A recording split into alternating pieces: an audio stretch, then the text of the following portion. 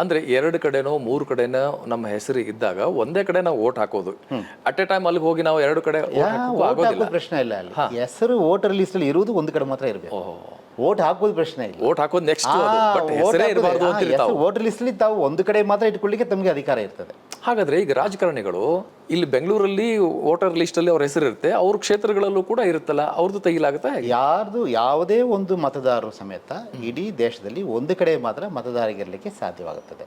ಅವರು ಒಂದು ಕಡೆ ಮಾತ್ರ ಇರತಕ್ಕದ್ದು. ತಾವ್ ಹೇಳಿದ್ರಿ ಇಲ್ಲಿವರೆಗೆ ದೇಶದಲ್ಲಿ 8 ಬಾರಿ SIR ನಡೆದಿದೆ ಅನ್ನುವಂಥದ್ದು. ಇದು 9ನೇ ಬಾರಿ. ಇದು 9ನೇ ಬಾರಿ ನಡೀತಾ ಇದೆ. ಆದಾಗ್ಯೂ ಕೂಡ ಇನ್ನು ನಾವು GBA, ಮೊದಲು BBMP ಅಂತಿತ್ತು, ಇವಾಗ GBA ಮಾಡಿದ್ದೀವಿ.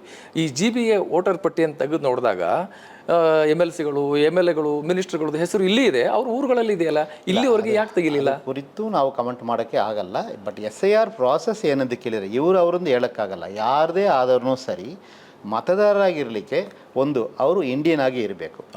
ಎರಡನೇದು 18 ವಯಸ್ಸಿಗೆ ಕಡಿಮೆ ಇರಬಾರ್ದು. ಈ should not be less than 86 years age. So ಇದು ಇರಬಾರ್ದು. ಮೂರನೇದು ಅವರು ಆರ್ಡಿನರಿ ರೆಸಿಡೆಂಟ್ ಆಗಿ ಆ ಕಡೆ ಇರಬೇಕು. ನಾಲ್ಕನೇದು ಕೋರ್ಟಲ್ಲಿ ಯಾವುದೇ ಒಂದು ಡಿಸ್ಕ್ವಾಲಿಫೈ ಆಗಿರಬಾರ್ದು. ಈ 4 ಅಂದರೆ ಸೌಂಡ್ ಮೈಂಡ್ ಇರಬೇಕು ಅಂತ. ಇದು 4 ಷರತ್ತುಗಳು ಮಾತ್ರ ಇರ್ತದೆ. ಸೊ ಮೋಸ್ಟ್ಲಿ ಏನಾಗ್ತದೆ, ಇಫ್ ಈ ಇಂಡಿಯನ್ ಈ should not be less than 18 years of age. ಅದರಂತೆ ಭಾರತ ದೇಶದ ಪ್ರಜೆ ಆಗಿರಬೇಕು, 18 ವಯಸ್ಸಿಗೆ ಕಡಿಮೆ ಇರಬಾರ್ದು. ಇದು ಮ್ಯಾಕ್ಸಿಮಮ್ ದಿಸ್ ಥಿಂಗ್. ಸೊ ಇದು ಈ ಕ್ಯಾಟಗರಿಗೆ ಯಾರೆಲ್ಲ ಬರಲ್ಲ ಅವ್ರು ಯಾರು ಎಲಿಜಿಬಲ್ ಇರಲ್ಲ.